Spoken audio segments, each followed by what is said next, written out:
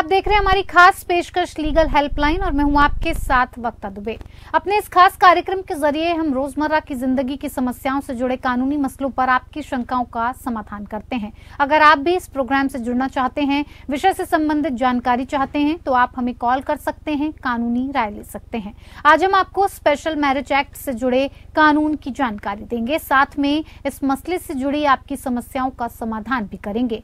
भारत में ज्यादातर शादियां अलग अलग धर्मों के कानून और पर्सनल लॉ के तहत होती हैं और उसके लिए मर्द और औरत दोनों का उसी धर्म का होना जरूरी है। यानी अगर दो अलग अलग धर्म के लोगों को आपस में शादी करनी हो तो उनमें से एक को धर्म बदलना होगा, पर हर व्यक्ति मोहब्बत के लिए अपना धर्म बदलना चाहे ये जरूरी नहीं है। इसी समस्या का हल ढूंढने के लिए संसद ने स्पेशल मैरिज एक्ट पारित किया था, जिसके तहत अलग अलग धर्म के मर्द और औरत बिना धर्म बदले कानूनन शादी कर सकते हैं। ये कानून हिंदू मैरिज एक्ट के तहत होने वाली कोर्ट मैरिज से अलग है। शादी को लेकर अलग अलग धर्मों के अपने अपने अलग अलग एक्ट हैं जो सिर्फ उन धर्मों को मानने वालों पर लागू होते हैं। उन्हें उस एक्ट के हिसाब से शादी रजिस्टर करानी होती है, लेकिन स्पेशल मैरिज एक्ट के तहत किसी को अपना धर्म बदलने की जरूरत नहीं होती। ये एक्ट भारत के सभी नागरिकों पर लागू होता है, अगर वो विदेश में रह रहे हों तो भी, लेकिन भारत का नागरिक होना जरूरी है। स्पेशल मैरिज एक्ट में लोग खुद से मैरिज ऑफिसर के पास जाते हैं, इसीलिए ये प्रावधान रखा गया है कि उन्हें 30 दिन का नोटिस देना होगा। उस नोटिस को सार्वजनिक जगह पर डिस्प्ले करना होता है। इसमें यह बताना होता है कि ये दो व्यक्ति शादी करना चाहते हैं। अगर किसी को आपत्ति है तो वो अपनी आपत्ति दर्ज करा सकते हैं। तो ये तो थी स्पेशल मैरिज एक्ट के बारे में कुछ बुनियादी जानकारी। इस कानून की ज्यादा जानकारी देंगे हमारे आज के कानूनी विशेषज्ञ अधिवक्ता उदित गुप्ता जी। उदित जी, आपका बहुत बहुत स्वागत है। तो उदित जी, आपको स्पेशल मैरिज एक्ट के कानूनों की पहलुओं की जानकारी देंगे। अगर आपका स्पेशल मैरिज एक्ट से जुड़ा कोई सवाल है तो आप फोन करके राय ले सकते हैं। फोन लाइंस खुल चुकी हैं। एक बार विषय की जानकारी आपको फिर से दे देते हैं। स्पेशल मैरिज एक्ट से जुड़ी कानूनी जानकारी के लिए टीवी स्क्रीन पर नंबर फ्लैश हो रहे हैं। इन नंबर्स पर आप कॉल कर सकते हैं और हमारे कानूनी विशेषज्ञ से राय मशवरा कर सकते हैं, कानूनी सहायता ले सकते हैं। नंबर्स हैं 0120-6127-937, 0120-6127-938। मुफ्त कानूनी सलाह के लिए भी 8377009645 पर भी आप कॉल कर सकते हैं।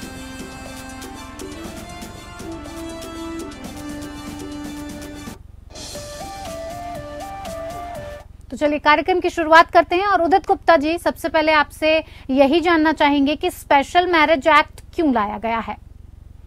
देखिए, ये स्पेशल मैरिज एक्ट जब पहली बार लाया गया ब्रिटिश गवर्नमेंट के दौरान, यानी इंडिपेंडेंस से पहले 1872 में, इसको उस एक्ट को खारिज करके एक नया एक्ट 1954 में लाया गया, जिसका नाम दिया गया स्पेशल मैरिज एक्ट जी। ये 1954 में इसलिए लाया गया कि वो जो पुराना एक्ट था 1872 का, उसमें रिफॉर्म्स की जरूरत थी। जो उसका लॉ था, जो उसकी सेक्शंस थे, जो प्रोविजंस थे, वो आज की डेट में उतने रिफॉर्म्ड नहीं थे और उस हिसाब से नहीं बने हुए थे जिस हिसाब से जरूरत थी। तो पुराने एक्ट को हटाकर नया एक्ट लाया गया। 1872 का पुराना एक्ट था, 1954 का नया एक्ट था। वो जो पुराने एक्ट के प्रोविजन थे वो इनएडुकेट थे और आज की तारीख में वो नहीं संभाल सकते थे, इसलिए नया एक्ट 1954 में लाया गया। और ये एक्ट जब लाया गया वो 84 इयर्स बाद, पुराने एक्ट के 84 इयर्स बाद लाया गया और ये इंडिपेंडेंट ईरा, इंडिया के इंडिपेंडेंट ईरा में लाया गया। जी बिल्कुल। Udit ji, special marriage act में शादी करने की क्या प्रक्रिया है, ये भी आप हमारे दर्शकों को बता दीजिए। देखिए जी, सबसे पहले हमें ये समझना पड़ेगा कि स्पेशल मैरिज एक्ट है क्या। ये स्पेशल मैरिज एक्ट वो एक्ट है जिसमें मैरिज बाय लॉ हो सकती है। नॉर्मली हमारे यहाँ देखा जाता है कि जो मैरिजेज, शादियां होती है वो सेरेमनी से होती हैं, लेकिन जो स्पेशल मैरिज एक्ट है वो मैरिज बाय लॉ है जी। ठीक है जी। अब इसमें सबसे बड़ी बात हमें ये आपके दर्शकों को ये समझनी पड़ेगी कि इनमें कौन से लोग अप्लाई कर सकते हैं जो इसमें शादी अपनी रजिस्टर कराना चाहते हैं। देखिए जी, हमने सुना होगा कोर्ट मैरिज एक्ट कर रहे हैं लोग, कोर्ट मैरिज कर रहे हैं। तो कोर्ट मैरिजेज जो होती हैं वो स्पेशल मैरिज एक्ट में गवर्न होती हैं। इसमें वो जो जैसे हस्बैंड है, वाइफ है, होने वाले हस्बैंड वाइफ हैं, वो होने चाहिए जो डिग्रीज ऑफ प्रोहिबिटेड रिलेशनशिप में नहीं आते। सबसे पहली बात जी। अब सवाल उठता ये है जी कि डिग्रीज ऑफ प्रोहिबिटेड रिलेशनशिप्स होती क्या है। डिग्रीज ऑफ प्रोहिबिटेड रिलेशनशिप ये स्पेशल मैरिज एक्ट के शेड्यूल 1 एंड शेड्यूल 2 में, यानी पार्ट 1 पार्ट 2 में डिफाइन करी गई हैं। जी। जो उस डिग्रीज ऑफ प्रोहिबिटेड रिलेशंस में नहीं आते वो आपस में अंडर स्पेशल मैरिज एक्ट अपनी मैरिज कर सकते हैं, और ये क्योंकि शादी रजिस्टर कर रहे हैं तो ये रजिस्टर भी हो जाती है, पहली चीज। जी। दूसरी चीज, इसमें जो कर सकते हैं शादी, एक तो डिग्रीज ऑफ प्रोहिबिटेड रिलेशनशिप से बाहर होने चाहिए, दूसरा ये होना चाहिए कि वो कंसेंट देने लायक हो, तीसरा वो अनसाउंड माइंड के नहीं होने चाहिए, चौथा इनकी शादी नहीं हुई भी होनी चाहिए जब वो इस एक्ट में रजिस्टर कराना चाहें, पांचवा जो लड़की होगी जिसकी शादी होगी वो 18 साल से ऊपर होनी चाहिए, और जो लड़का होगा वो 21 साल से ऊपर होना चाहिए। जी। अगर ये सारे क्राइटेरिया, यानी जो मैंने अभी आपके दर्शकों को समझाया, ये सारे क्राइटेरिया अगर हमारे मीट होते हैं तो हम एक इंटेंट टू मैरिज का नोटिस, एक जो मैरिज ऑफिसर होता है उसको हम इंटेंट टू मैरिज का नोटिस देते हैं कि ये लड़का है, ये लड़की है, इनको शादी करनी है और ये हमारा इंटेंशन है ये शादी करने का अंडर स्पेशल मैरिज है। जी जी। अब जो मैरिज ऑफिसर होता है, थोड़ा सा लंबा जवाब है जी, तो थोड़ा सा समझना पड़ेगा जी। जो मैरिज ऑफिसर होता है वो 30 दिन का नोटिस देगा, यानी वो ये अपनी, एक तो पहले तो अपनी एंट्री बुक में जो मैरिज रजिस्टर बुक होती है उसमें एंट्री करेगा, और इस शादी का होने का जो नोटिस है वो कहीं भी अपने ऑफिस के आसपास उसको ऐसे पब्लिश करेगा कि किसी को देखना हो तो वो देख सकते। 30 दिन के अंदर वो नोटिस छपने के, जो 30 दिन के अंदर from the date when the notice is publish, उसके अंदर अगर किसी को ऑब्जेक्शंस हो या कुछ जो अभी मैंने क्राइटेरिया बताया उसमें कुछ फुलफिल ना होता हो, वो ऑब्जेक्शंस डाल सकते हैं विद द मैरिज ऑफिसर कि ये शादी नहीं रजिस्टर होनी चाहिए, शादी नहीं होनी चाहिए। जी बिल्कुल। ये 30 दिन के अंदर, हाँ जी जी, ये 30 दिन के अंदर होना चाहिए जी, from the date when the notice is publish. जो ऑब्जेक्शन है वो 30 दिन के अंदर आने चाहिए। जी बिल्कुल। उसमें कोई ऑब्जेक्शन है वैसे वो भी बता सकते हैं, और जो क्राइटेरिया मैंने बताया जो जरूरी है वो अगर नहीं हो रहा पूरा तो वो भी बता सकते हैं। 30 दिन के अंदर उसके बाद जो मैरिज ऑफिसर है वो इस इंक्वायरी करेंगे कि जो ऑब्जेक्शन आई है इस शादी में वो सही है या वो गलत है। उसके लिए उनके पास वाइड पावर्स हैं, सीपीसी यानी सिविल प्रोसीजर कोड में जो दी गई पावर्स हैं वो सारी पावर्स उनके पास है। ये भी हो सकता है कि जिसने ऑब्जेक्शंस डाली हैं वो ऑब्जेक्शंस को विड्रॉ कर ले डालने के बाद जी। अगर तो वो उसको ऑब्जेक्शंस को अलाउ करते हैं तो इसके बाद अपील जाती है, और अगर ये ऑब्जेक्शंस को डिसमिस करते हैं जो आई हो तो उसके बाद ये शादी जो मैरिज सर्टिफिकेट है वो इशू हो जाता है और शादी हो जाती है जी। अज्यूमिंग ऐसा भी केस हो सकता है कि जब से नोटिस पब्लिश हुआ उसके 3 महीने के अंदर ये सब चीजें ना हो, जैसे ऑब्जेक्शन ना डिसाइड हुई हो, डिस्ट्रिक्ट जज की अपील उसके 3 महीने तक रजिस्टर ना की हो, तो ये जो नोटिस होता है ये खारिज हो जाता है, फ्रेश नोटिस उसके बाद इशू करना पड़ता है। तो ये सारी प्रक्रिया 3 महीने के अंदर खत्म होनी चाहिए from the date when the notice is publish जी। उदय जी, अगर नोटिस के बाद किसी को शादी पर आपत्ति हो जाए तो क्या करें? जैसे मैंने आपके दर्शकों को अभी बताया, जब नोटिस पब्लिश होता है 30 दिन के अंदर ही अंदर, यानी नोटिस पब्लिश के 30 दिन अंदर, या तो किसी को किसी चीज की ऑब्जेक्शंस हो जो कि अलग से ऑब्जेक्शंस हैं, या किसी को वो ऑब्जेक्शंस हो कि ये जो क्राइटेरिया मैंने आपके दर्शकों को बताया अभी कार्यक्रम के शुरू में कि ये क्राइटेरिया मीट नहीं हो रहा फॉर वॉट एवर रीजन, या तो शादी हो चुकी है या 18 साल से लड़की नीचे है या 21 साल से लड़का नीचे है, या कुछ उसको अनसाउंड माइंड है और कंसेंट देने लायक नहीं है, इसमें से कोई भी क्राइटेरिया अगर मीट नहीं हो रहा तो उसमें आपको जो ऑब्जेक्शन है वो आप डाल सकते हैं मैरिज ऑफिसर के पास जी। मैरिज ऑफिसर वो ऑफिसर है जो मैरिज रजिस्टर भी करेगा और ये वाली ऑब्जेक्शन अगर आई हो तो उसको डिसाइड भी करेगा जी।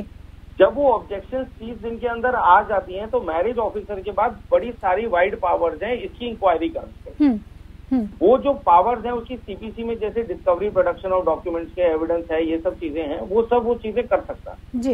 ये ऑब्जेक्शन डालने के बाद जो कोई भी ऑब्जेक्शन डाले वो ऑब्जेक्शन उसके दौरान विड्रॉ भी कर सकता है जब ऑब्जेक्शन की इंक्वायरी चले। अगर ऑब्जेक्शन जो डालते हैं वो खारिज हो जाए तो ये मैरिज रजिस्टर हो जाती है, मैरिज हो जाती है। और अगर ये ऑब्जेक्शन अलाउ हो जाए तो इसकी अपील दी गई है, जो अपील आप डाल सकते हैं, टाइम बाउंड अपील होती है, उसको आप डाल सकते हैं। और एक बारी ये अगर ऑब्जेक्शन खारिज हो जाए, सारी चीजें हो जाए, तो ये मैरिज रजिस्टर होके आपको सर्टिफिकेट इशू कर दिया जाए। लेकिन ये सारी प्रक्रिया 3 महीने के अंदर अंदर होनी चाहिए फ्रॉम जब वो नोटिस पब्लिश होगा इंटेंशन ऑफ मैरिज का, क्योंकि 3 महीने बाद वो जो नोटिस पब्लिश हुआ है वो इनवैलिड हो जाता है जी, और उसके बाद फ्रेश नोटिस है जी। उदित जी, इस विषय से जुड़े हुए कई और सवाल हैं जिनके जवाब हम आपसे लेंगे।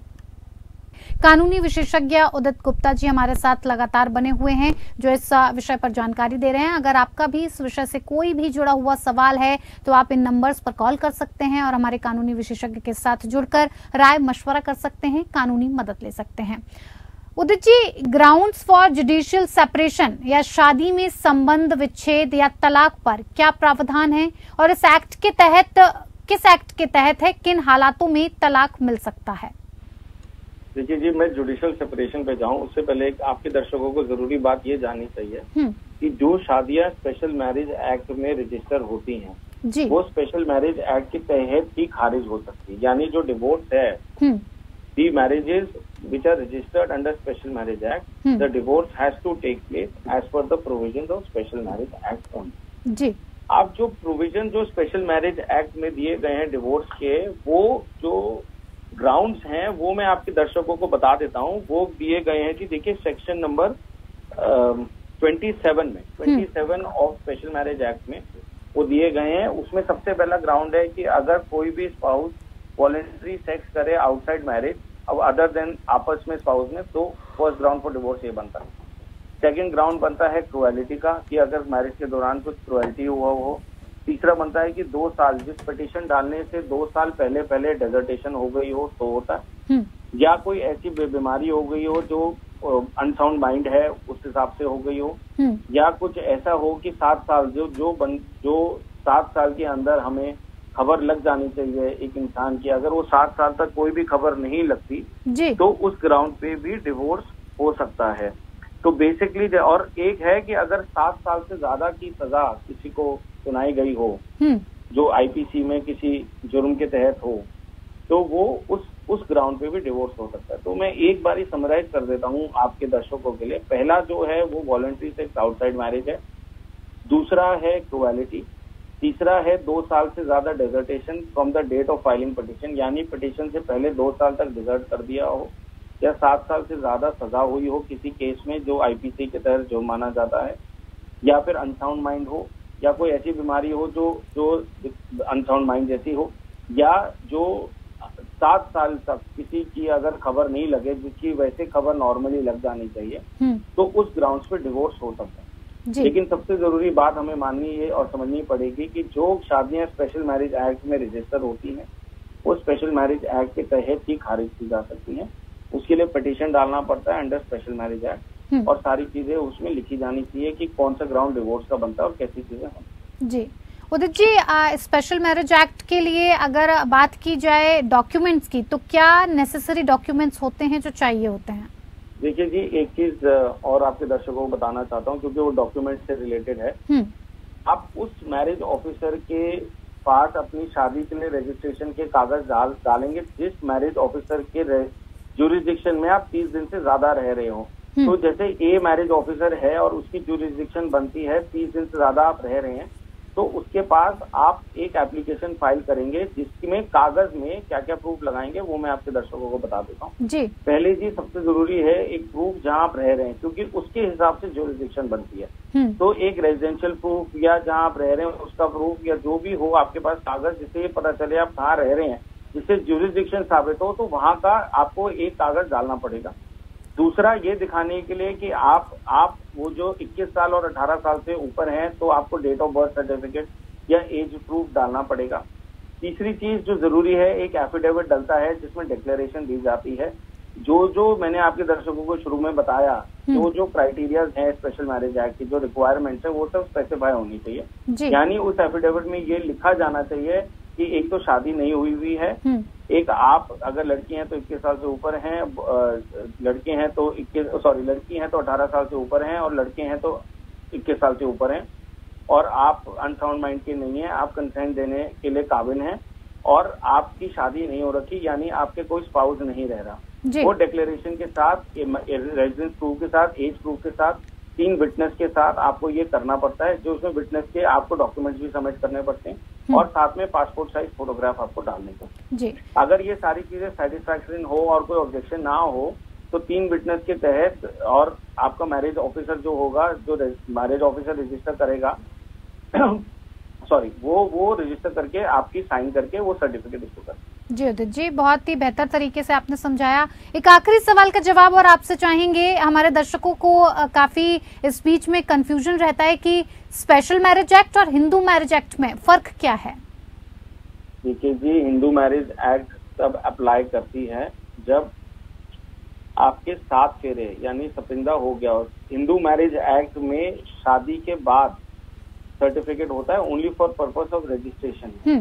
बेसिक फर्क मैं आपके दर्शकों को समझा रहा हूँ जी। जो स्पेशल मैरिज एक्ट है उसमें आपकी शादी मतलब सेरेमनी से पहले आप अंडर स्पेशल मैरिज एक्ट जाके शादी कर सकते हैं जी। जो हिंदू मैरिज एक्ट है उसमें शादी के बाद जाके आपको सिर्फ मैरिज रजिस्टर करानी पड़ती है जी। हिंदू मैरिज एक्ट के अकॉर्डिंगली 7 फेरे यानी जो 7 फेरे होते हैं उसके बाद आपकी मैरिज मानी जाती है।